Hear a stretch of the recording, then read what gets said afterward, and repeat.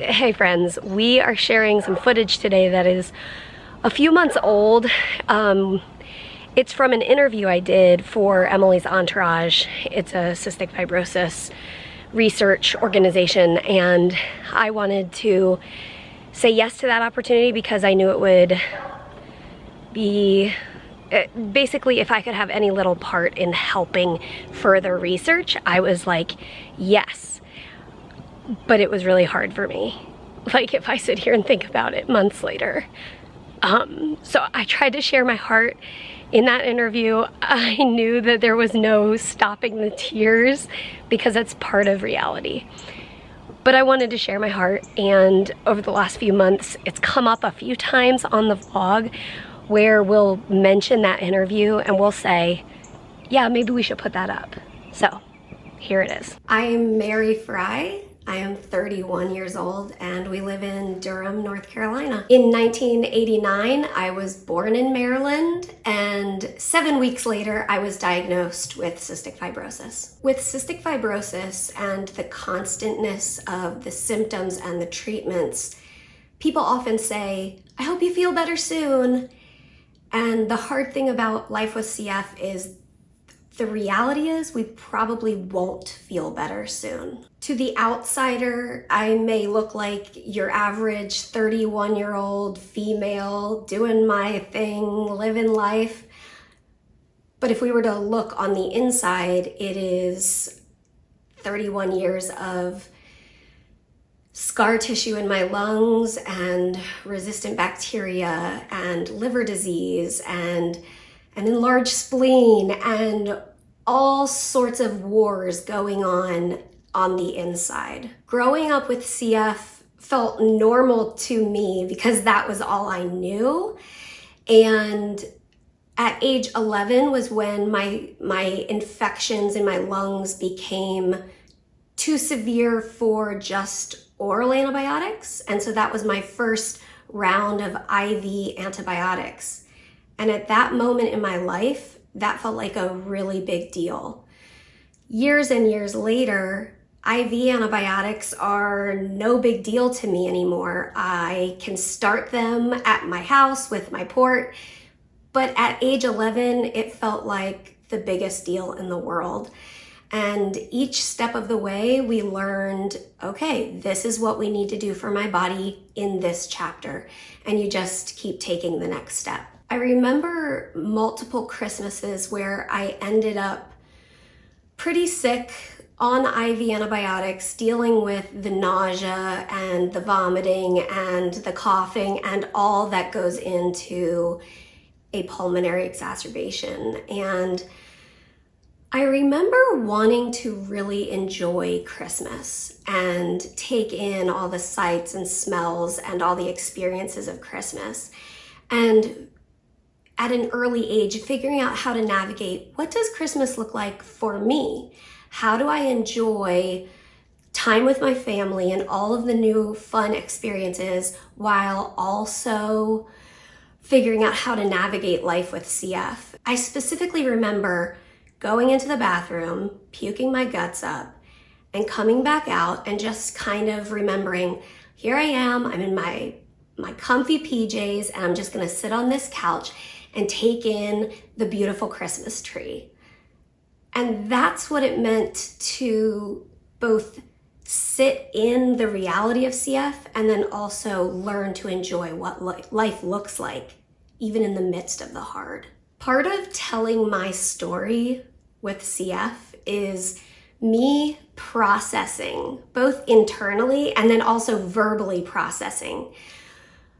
I remember these experiences, and then as I tell them, I realize some of the life lessons I was learning in those experiences and how that informs and shapes my perspective on today. I learned at a young age that life may not look exactly like it looks for my peers, and that's okay. Enjoying life amidst CF, it usually means doing things a little bit differently or on a different timeline, and choosing to enjoy today, even if that means sitting in a hospital bed I have decked out the hospital room with Christmas decorations.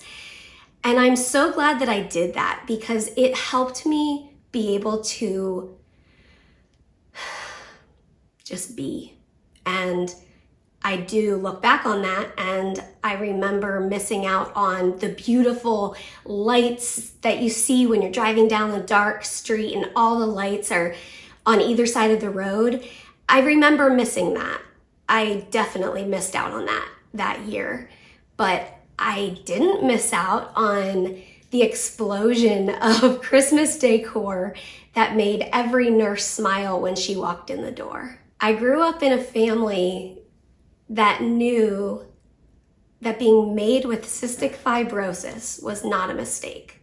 I was not a mistake. And living in that reality meant acknowledging the hard and crying the tears of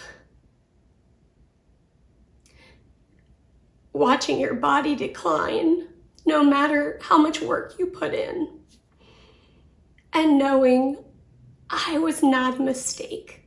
And each day and each moment and each ounce of effort I put into working to make this body as strong as it can be, I trust that God has my days numbered and I can just continue taking the next step, each hard medical step of that journey, and having comfort in the reality that I was not a mistake, that my best right now is okay.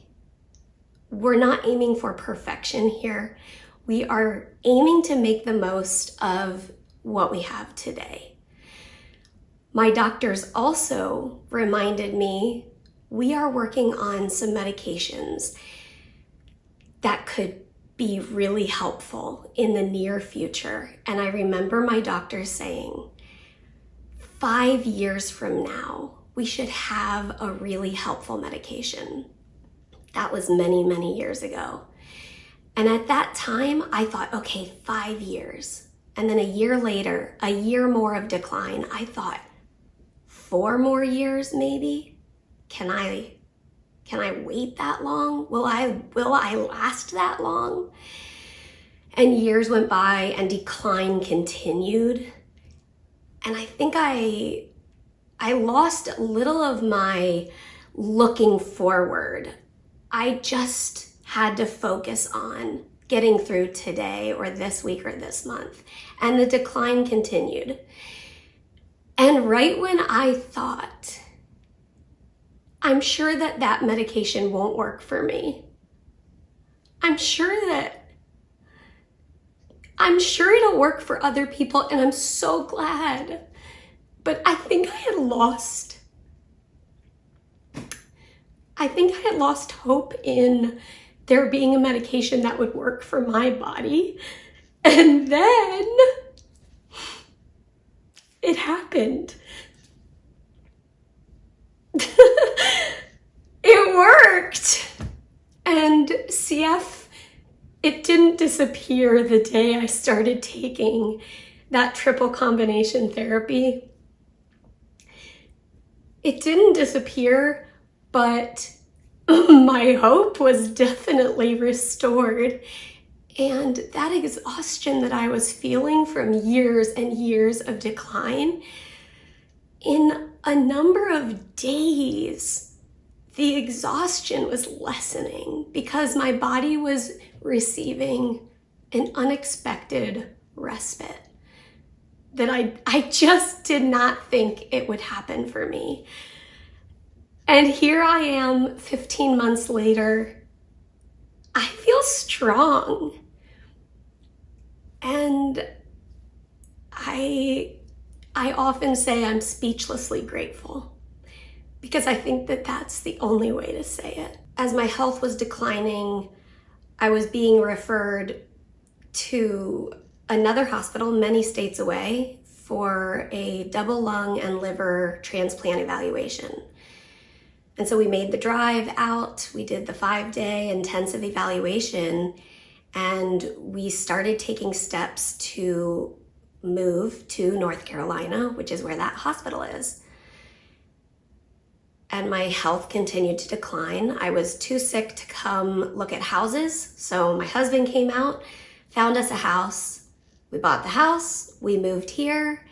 And in the meantime, I was given an opportunity to start the triple combination therapy. And I just can't describe what it's like to go from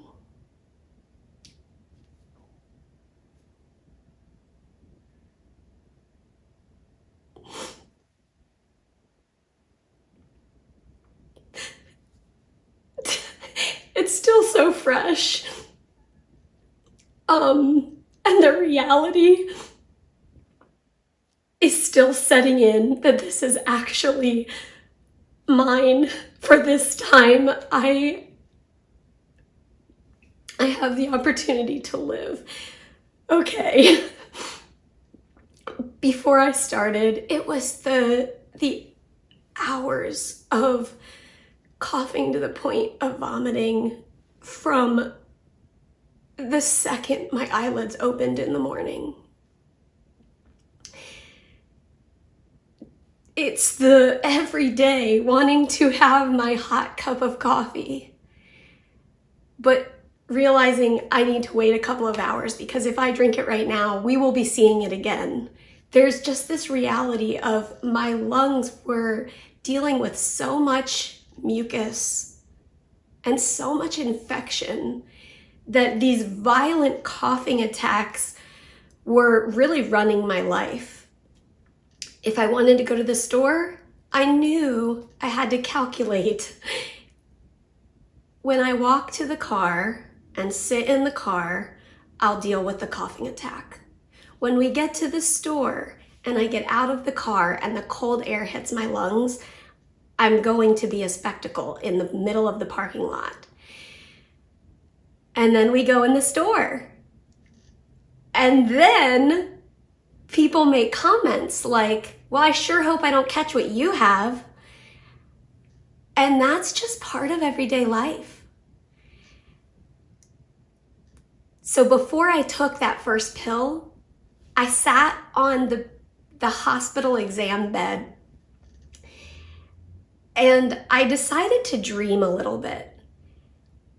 I said to myself, what if this medication could allow me to cough less? I didn't dream of saying no more coughing. I said, what if I could cough a little bit less? What if I could have less mucus? And 15 months later, I'm gonna tell you something. There is such little amount of mucus that I struggle to give the hospital a sample for testing, which is laughable because I was like a mucus machine. And so I went from pre-transplant. I was not listed for a transplant. I was pre-transplant. So I was being followed by the lung transplant team and the liver transplant team. And I went from being in very close contact with those teams to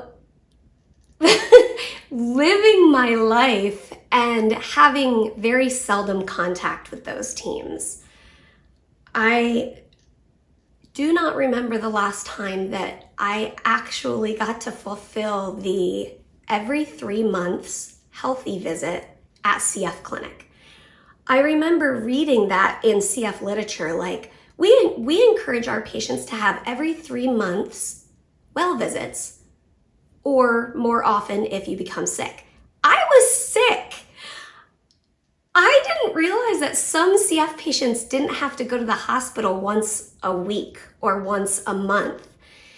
And I'm that patient now. Yesterday, I went to the hospital for my every 3 months CF visit, And guess what? I wasn't stressed about doing my lung function. My lung function has improved 19% since starting triple combo. I remember hearing about these groundbreaking medications for CF patients, and they're seeing an average of 10 or 14% improvement in their lung function. And I just sat there thinking, I can't even gain back 3%. What? They're getting 10%? Like from a pill? And it was just preposterous to think about. And then I took the pill. And 15 months later, as of yesterday, I'm up 19%. And I'm speechless. And I'm grateful. And I want this to work for as many patients as possible. But I know that just wishing for it to work, it's not going to happen. And that's why I stand with the fundraising efforts to continue the research. Because there's a piece of me that feels guilty. There's a piece of me that says, I got to have the respite. I get to have this break from the constantness of the realities of CF and the symptoms. I wish so badly I could bundle this up and give it to somebody else who could have a break for a couple of days or a couple of months. So we're going to keep pressing on, and we're going to keep fighting until there is an effective medication for every CF patient. I think I had been on the medication for about 11 days when on a normal day we were driving down the road and I saw a playground that I had seen every day for years. And I said to Peter, let's pull over. I want to go to that playground. I've wanted to go to that playground for years. And I knew the reality of going to that playground. It was the reality of the coughing and the exhaustion after the coughing that for years I had decided it wasn't worth it. I have to save my energy for more important things like doing my therapy tonight or cooking dinner or eating dinner. So this day, on day 11 of therapy, we pulled over and we went up to the playground, and first I ran up to the playground and I went on, you know, those pretty dangerous little kids playground equipment that's like a metal animal on a big spring. I went forward and back and I was on that just like a little kid. And I think I was like hooting and hollering, and I didn't cough. And then I went down the big slide. I walked up the ladder and I sat at the top and I went down that slide, and Peter and I were noting, I don't hear coughing.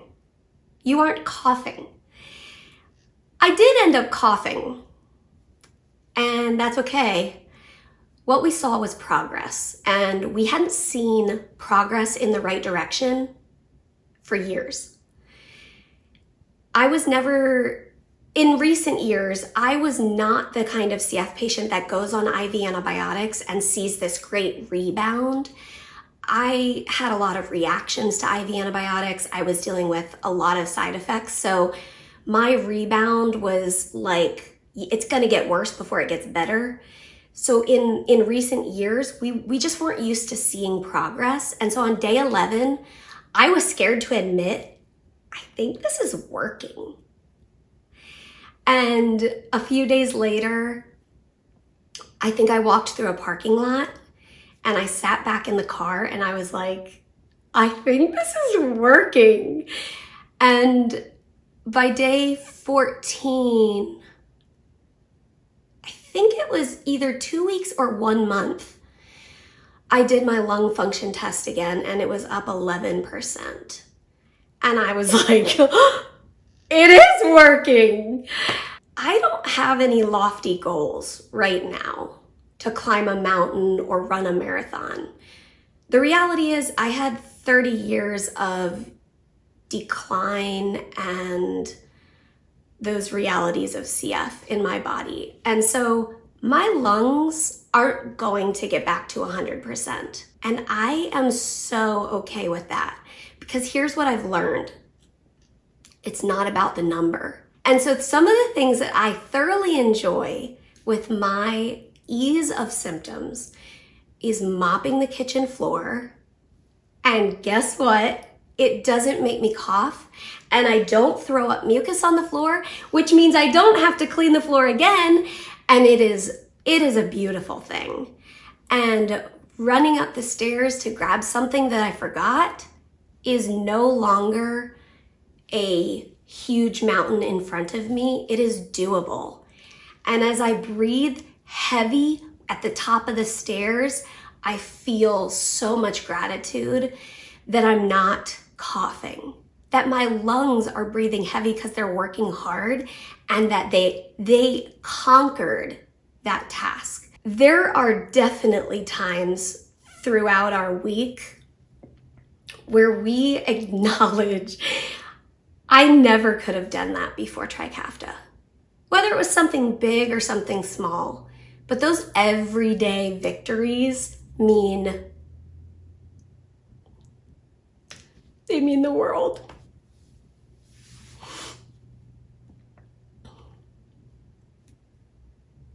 I very vividly remember what it's like to be right in the middle of it.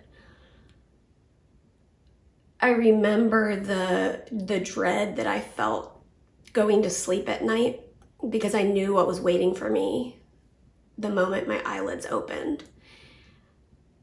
And as I remember those things, and I know that my friends who can't take this medication, I know that they are walking through that day in and day out. And I take this,